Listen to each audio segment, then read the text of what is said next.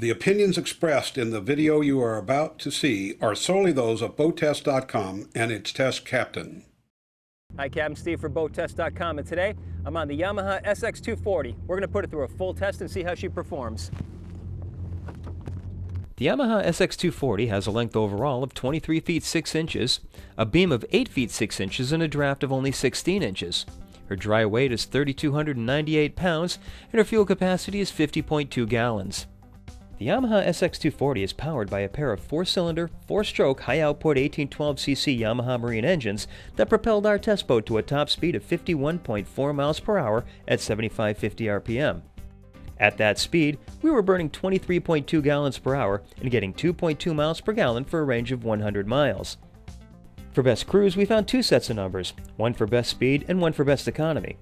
At 6,000 RPM, we were running at 37.4 miles per hour while burning 11.5 gallons per hour. That's best speed.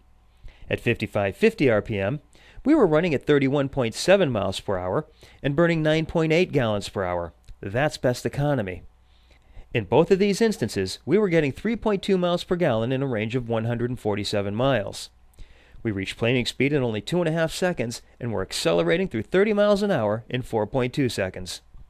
Now, where there's no running gear underneath the boat, no props, no rudder or anything like that, I expected that at speed we would be putting ourselves into a slide and then spinning out, but it's not like that at all. It really digs into the turn and cranks itself right around, so the boat can take an awful lot more than you can or your passengers can in a turn. So you're going to want to slow down. When you put it into a turn, the boat will bleed off speed and then it starts to crank around. But it's best to slow it down yourself first just to keep your passengers comfortable. Now, we noticed a 12-degree bow rise on our hole shot, but the shear line of the boat lowers as it goes towards the bow. So whether you're sitting down on the seat or sitting up on the bolster, you're going to lose zero visibility. That's our look at the performance. Now, let's go over some of the features. Yamaha has put a lot of thought into their bow seating and used the space very well. By arranging the cushions in various positions, you can create seating the way you like it. Moving aft from the comfortable bow area, if you happen to be operating on those chilly mornings, well, you can just open up this hatch, secure it into position, and close off the walk-through windshield, and it'll block the breeze off quite nicely and keep you warm and toasty. On the port side, you've got a roomy storage compartment. Could also be a changing room. Most likely it lends itself well to adding a porta potty.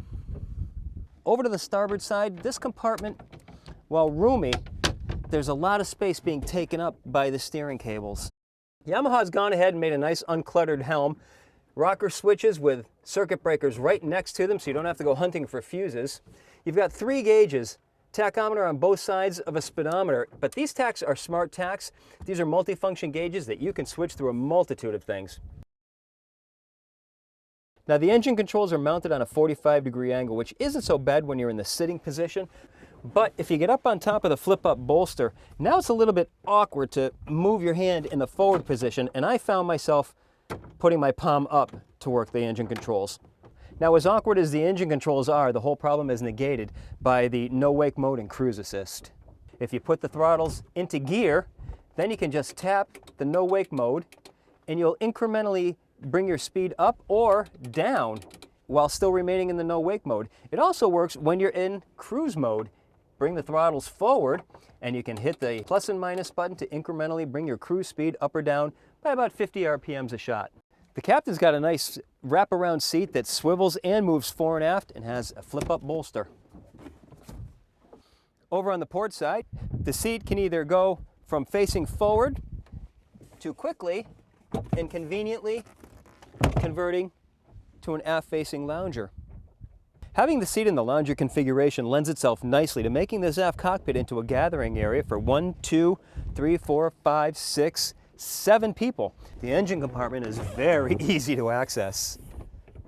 Notice you have a hole for the self-draining cockpit and it doesn't drain into the bilge. It's plumbed right out through the transom and overboard. Because of the low-profile Yamaha jet drive engines, they can make this beautiful transom patio.